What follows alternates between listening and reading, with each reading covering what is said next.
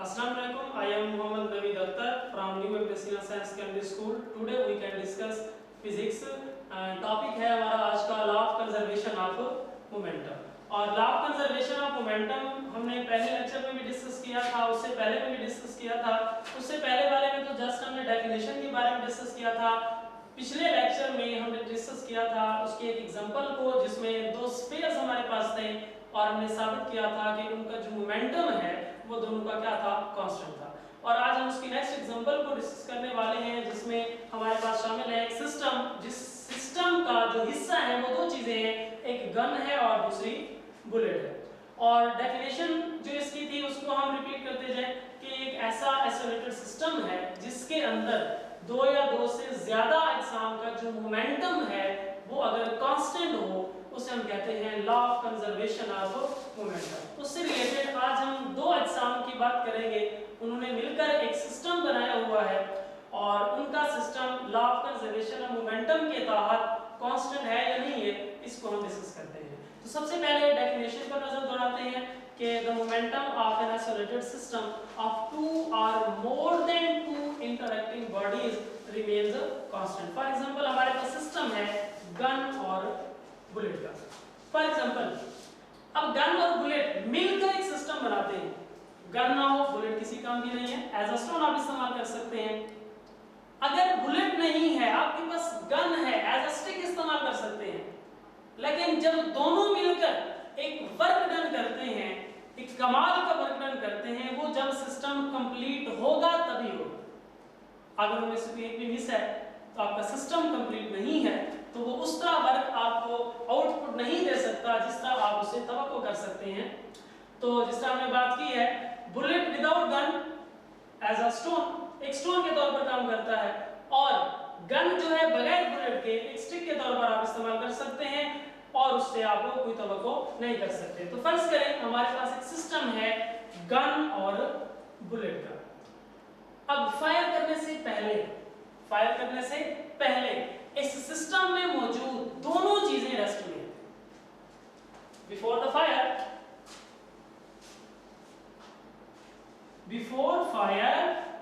both objects in rest।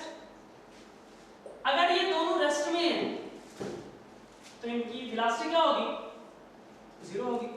दोनों अगर rest में हैं तो मूव ही नहीं कर रहे, हरकत ही नहीं कर रहे, वेलोसिटी जीरो होगी।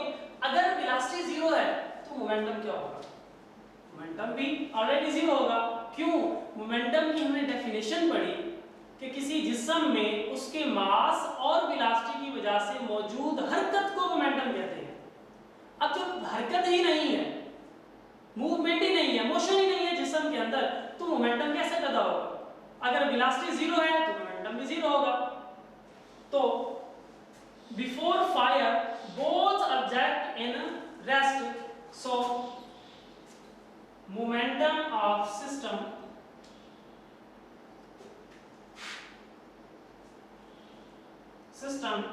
Is zero.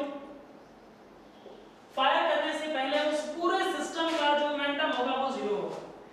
फिर after fire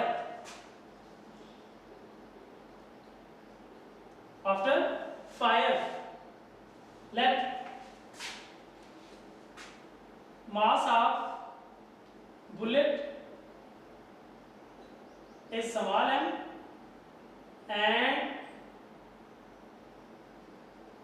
mass of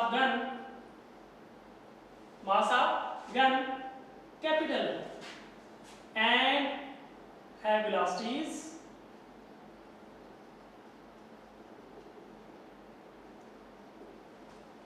small v and capital V respectively. फर्ज करें हमारे पास जो बुलेट और गन है, बुलेट का मास स्मॉल m है और गन का मास स्मॉल कैपिटल M है, और इसी तरह उनकी जो वेलोसिटीज हैं, स्मॉल m की वेलोसिटी स्मॉल v है, कैपिटल M की वेलोसिटी कैपिटल V है रेस्पेक्टिवली। अब इसके तहत आफ्टर फायर दोनों मूवमेंट में है, दोनों में मोमेंटम प्रोड्यूस हुआ। गन में भी मूवमेंट आई और बुलेट में भी मूवमेंट है। आप सोच रहे होंगे चलो फायर किया गया गन ने क्या किया, रिकॉइल किया। According to Newton third law of motion, every action is always equal to its reaction. हर एक्शन का एक रिएक्शन है, हर अमल का एक रद्द अमल है, जो मिकदार में मुसावी है लेकिन डायरेक्शन उनकी अपोजिट है। फायर करते वक्त, फायर करने के बाद क्या हुआ, बुलेट आगे चली गई, लेकिन गन ने क्या किया, रिकॉइल किया, पीछे की तरफ मुड़ी, उसने पीछे की तरफ झटका लगाया, उसमें भी मूवमेंट आई। जब मूवमेंट आई तो क्या प्रोड्यूस हुआ, मोमेंटम प्रोड्यूस हुआ। तो देखते हैं इनका अलग-अलग मोमेंटम क्या पैदा हुआ। Momentum of bullet after fire, तो वो हमारे पास है स्मॉल mv। इसी तरह momentum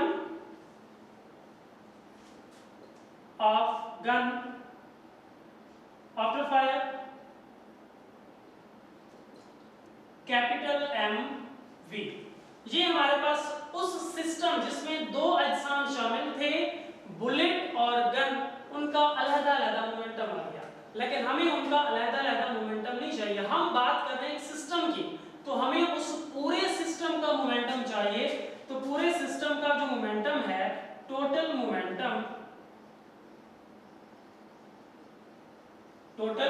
momentum after fire is equal to, क्या होगा, momentum of bullet plus momentum of gun. तो according to law of conservation of momentum,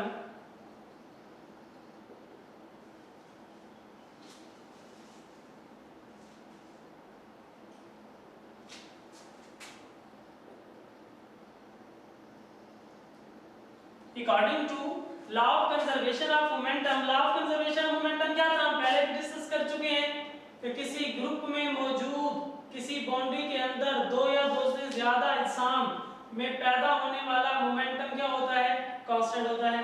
तो according to law of conservation of momentum, इस सिस्टम में before fire momentum produce हुआ था 0 और after fire produce हुआ ये। तो according to law of conservation of momentum इसकी कंडीशन क्या होगी, तो हम लिखेंगे momentum before fire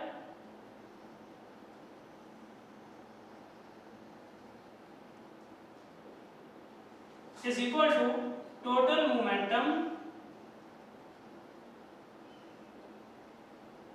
after fire। तो ये हमारे पास क्या आ जाएगा, टोटल मोमेंटम बिफोर फायर 0 और total momentum after fire small mv plus capital mv।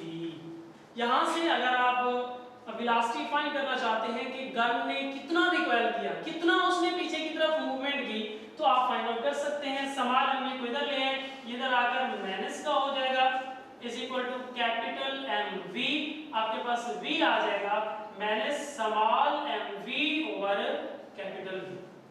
तो sorry small mv over capital m।